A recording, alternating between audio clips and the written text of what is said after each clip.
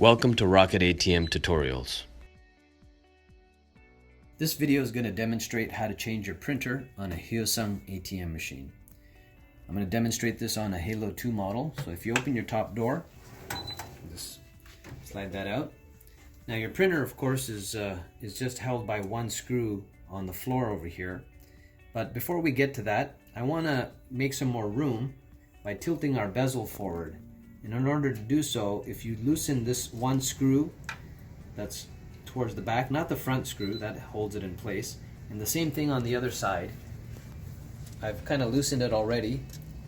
Again, not the front screw, but the back screw. This bezel will tilt forward, giving you a lot more room to play around with.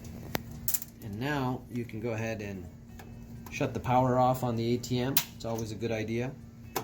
Go ahead and unscrew that screw. I've already loosened it a bit, so there's that. Now is held by two slot screws. There's one screw here and one hidden under the printer board, which you can't see, but there's nothing really to use a screwdriver with. It's just a slot screw, and if you just slide the printer back, you'll notice that it'll pop off on the front, and then also on the back there's one there. You just have to kind of line it up so you're not having to do it. You can't really see that slot, but it's down at the back over there. So that's it. You have your printer, it's movable. You remove your cables from the back, which is pretty straightforward. You pinch it off, and you can now change out your printer. When you get your new printers, sometimes in shipping, the front presenter can get a little bent by going down and up.